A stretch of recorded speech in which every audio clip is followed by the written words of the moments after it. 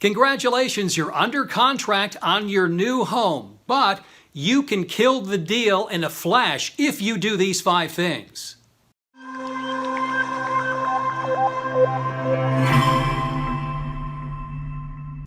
Number 1, don't change your job, quit your job, or suddenly become self-employed.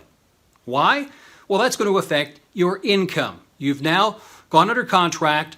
You're going through underwriting on that loan application. They're going to be verifying what you have put on that document. And the first thing, of course, is making sure that your income stream continues as is from the day that you've applied for that loan through the day of closing. Don't make any changes. Don't think, well, just because maybe in the next, say, 2 weeks or 3 weeks, they're going to say you're clear to close.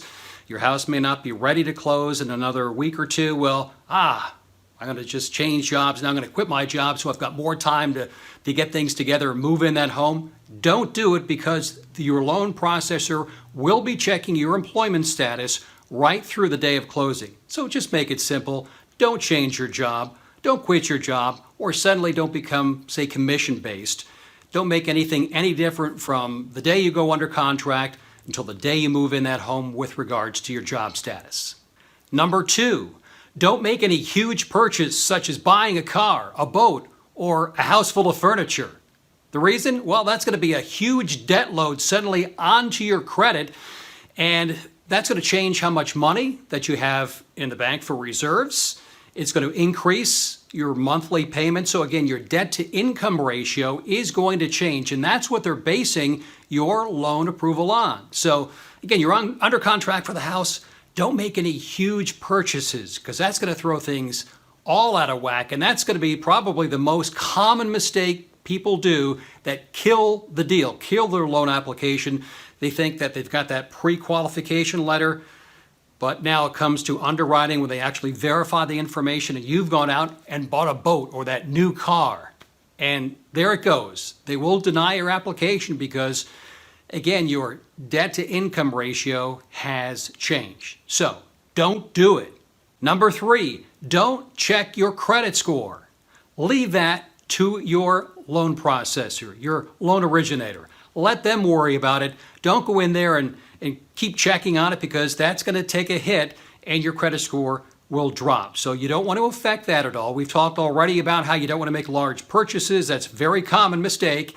And also, your loan is going to be based on your credit score. So you want to have no reason for it to change from the time you're now under contract with that house until the time you close.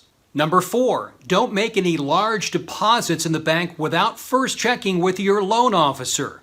They want to be sure where that money is coming from, because again, you do not want to be dishonest on your loan application. You don't want to be taking maybe $40,000 from dear old dad or perhaps some other relative and just putting that in there, and that's going to help you to, well, qualify for the loan. No, they want to be sure where it's coming from. That's not to say it couldn't happen. There are such things called as a gift letter, but check with your loan officer. If you're thinking about moving a large amount of money into your system, your bank account, check with your loan officer. They want to be sure where it's coming from, and it may be okay, but just don't suddenly do it without asking first.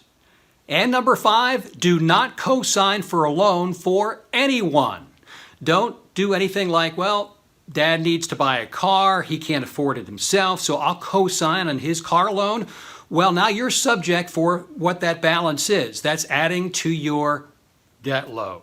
Don't say, well, mom needs some help. Maybe mom wants to buy something. Oh, I'll buy it for her. Again, you right now are under contract for your new home.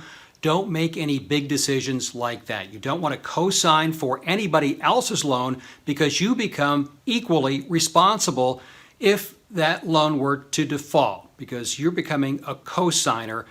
Don't do it. Again, you may want to be helping out a family member, a relative. Just wait until after closing, because we want to make sure you're not going to kill the deal to move into your new home because of a change in your financial status. So there you have it. Always looking out for you. Want to make sure that you can get into your new home without a hitch. Thank you so much. I'd love to hear what you think about this video. Leave me a comment below. you can give me a thumbs up and subscribe to my channel so that we can stay in touch. And in the description area below, you can find my personal information like my email address, my website, my phone number. I'll pick up because it's just me. Give me a call. Love to hear from you. Love to help. Thanks for watching, and we'll see you next time.